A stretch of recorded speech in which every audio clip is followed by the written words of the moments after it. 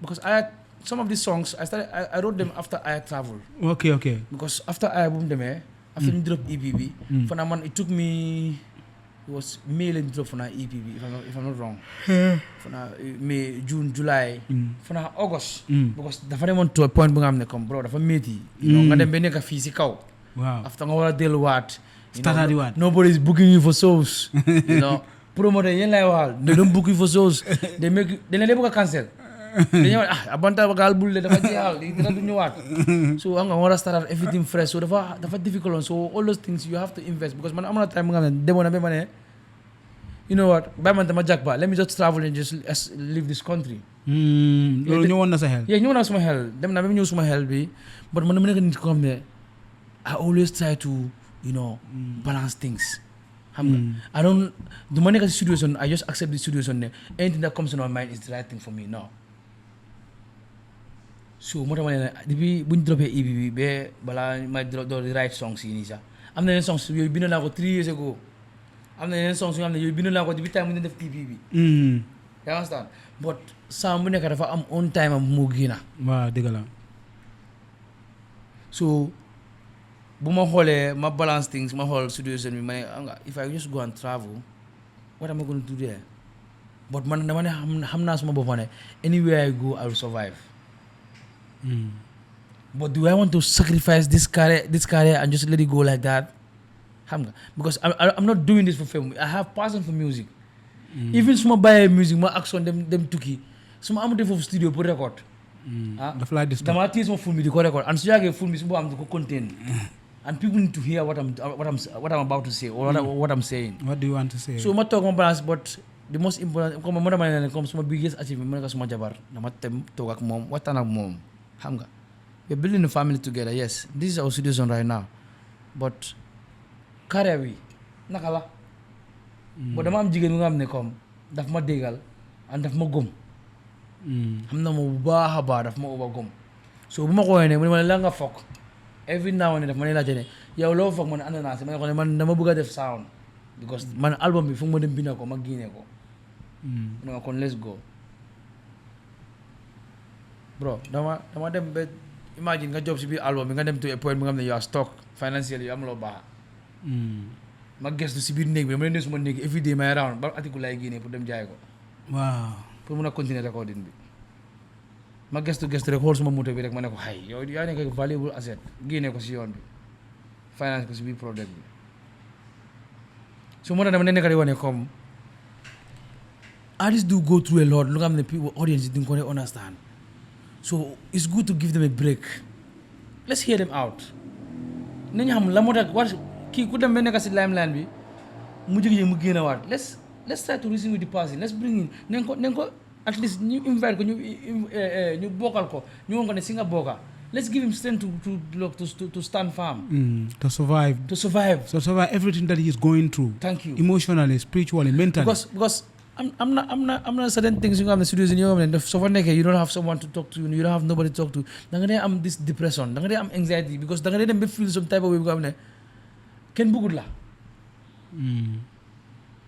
So my small project bi mo tan sama jabar be mo ne it's time to go man sila dem straight like I said comme nga won ma la waxe ma do di record because man ma ngeme studio equipments ma ngeme sound ma ngeme bagage yep but after it was crazy bro laptop bi blow. Oh, sorry man. So sila do di dem di travel dem yóbbu suma bagage yi dem record ñëwaat so bu ma xoolee ñoom maas fii nii ma xool studio mi nii ma génnee moto bi ma dem rent appartement bi fii every day studio maa ngi jege ma dee doo tànka rek guddi dëgg lay xaar rek ma doo tànka parce que dama jël suma jabar ma ànd ak moom nekk si appartement bi waaye ñu jël suñu doom yóbbu ko si mbokkay ñu téel ñu ko just for 1 month. So I was just going back to back writing songs, back to back.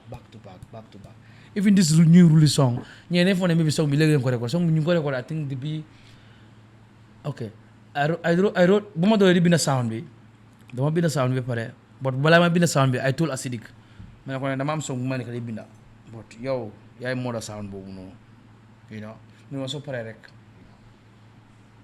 Acidic is very very talented bro very talented. So dama record sama part ma seen ko Acidic mu jox ma $1 million hook fekk ma ne ma bind ñaari verse bu ma dégluwee hooki Acidic bi ma ne ko non fekk Acidic already did a record with Hussein that went viral ma ne ko ne Hussein kala ngeen continuer trend bi ma bokk si Masha Allah. waaw then si la indi Hussein ma ne ko ne sound bi nii war ma si greedy I don't have to come and just speed too fast when you have someone who come you can put weight on this product si la invite Hussein def ko si beneen phase bi mu ñëw mu jump because man ak Hussein dañu war a am beneen song bu ma binda pour moom boo seen ma ko one thing about suma liggéey nag dama day make sure ne ba mu ñor ma ne kii su ma ko joxee daf si def dara ñu yokk ñu yóbbu ko si beneen level but I have to make sure ne I'm satisfied because man xam naa ne man suma liggéey balaa muy génna it's hard to be satisfied for me suma music balaa muy génna dama day make sure ne ma seega ko di ko seega so when Acidic and Hussein did his thing you know wow so the only thing mu nekk director bi mu ñëw si studio bi dégga sound bi monté mu ne moom mooy moo def vidéo bi so everything happens like organically it just happened like lépp definitely yàlla dafa ñëw mu happen noonu rek and some of these things yu ma solo even si vidéo bi the logistics yu ma solo si biir vidéo bi you know locations yi ak lifin yeneen things yi dama dem give up ne du ma ko mën a am laa war a shoot vidéo ma am ko tey Masha Allah. you know and also divine timing bro lu war a happen la waaw lu war a happen la so I'm just here just to play my part you know give whatever nit yi lu ñu soxla wala lu ñu expect ko àggal leen ko rek I'm just a messenger so I'm just trying to pass my There message. is one question I wanna ask on you. Question bi dafa nekk on people's mouth before you release a song. Nga xam ko xamuloo ko xam naa ne xam nga ko. Ñu bari ñu doon wax ne Noble tas na léegi Tiberi du mun a woyal boppam du mun a dem. How did you feel about that after reaction bi after sa song bi mu génnee?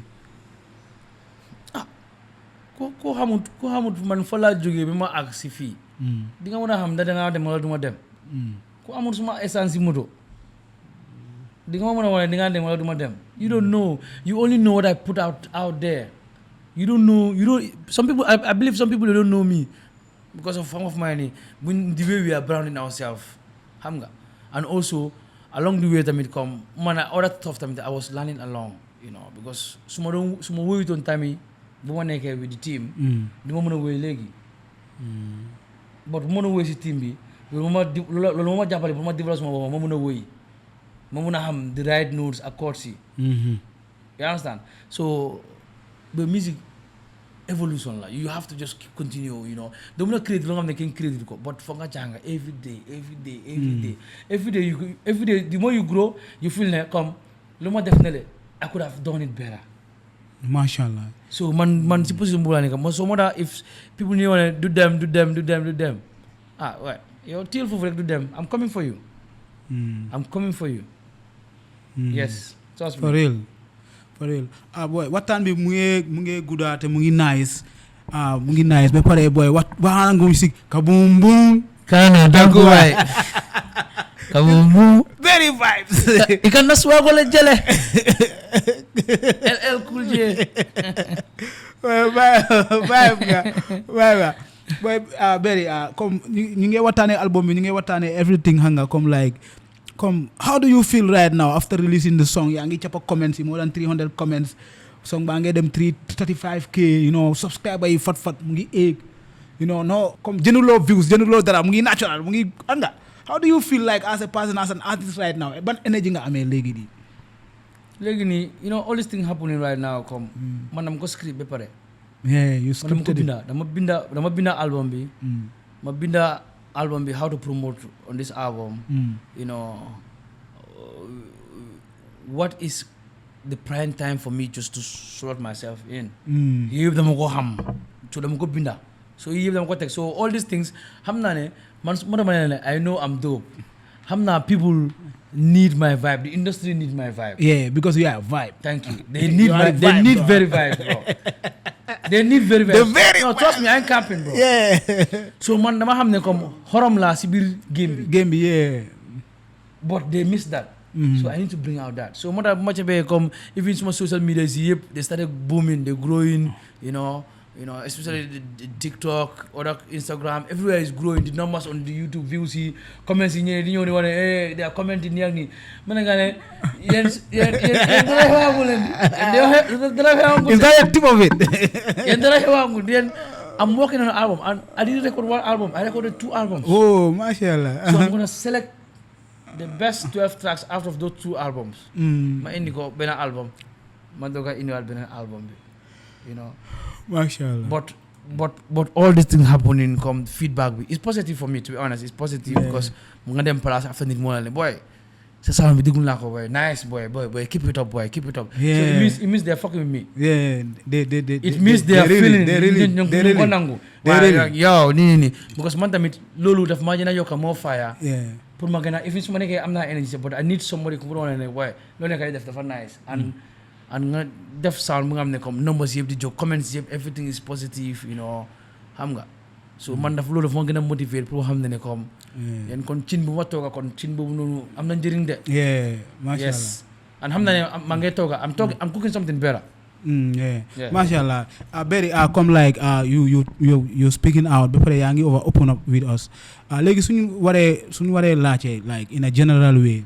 Industry bi yaa ngi yaaga nekk behind the scenes. yaa ngi leeloo yaa ngi seetaan boy ñu ngi def seen def comme ku fi ñëw képp ku fi ñëw si plateau bi fii dama la dee laajte loolu. Gambian music bi ñun yëpp suñ product la. So da ngaa gis ne ñun yëpp si lañ dee gontu ñu see xëy di si bu ko njëriñu. léegi ni industry bi mu ngi bari woon noise dëgg la noise yaa ngi wàññeeku ñi ñu ngi juboo ñi ñu ngi understand separation baa ngi fale comme yow fan nga toll si industry bi suñu la waroon a wax ne léegi nga waxaa boy nga waxaa Gambian music industry bi lan nga war a wax lan moo nekk di comme lan nga am pour wax in a general way si côté bloggers yi tiktokers yi karab lan nga am pour waxaa gars yi léegi. No, man xam nga su ma bëggee wax industry bi I will only talk to the artists. My colleagues because man foofu laa nekk. But I'm not a blogger, I'm not, a commentator or whatever. But I'm like explaining, industry bi dafa amoon something lu nga xam ne is lacking. Waaw mooy lan. Like industry bi nobody tells an artist wala kenn du dee wax kenn ne sa song bi baawut. And xam ne song yu bon mu ngi génn fii. You understand? But loolu mu ngi sonal industry bi. But to be honest, me being on the side watching, boy, they have done so many great stuff for the industry. Come. So xoolee léegi the amount of crowd bu ñu dee pull up, even so di play sound léegi soo demee event sax play loo Gambian sound event bi newut soo demee place sax even su nekkee hangout sax foog ñu play ak Gambian vibes foog ñu play Gambian music loolu moo mën ne people yi fans yi accept the sound bi and they are ready to carry it along everywhere they go.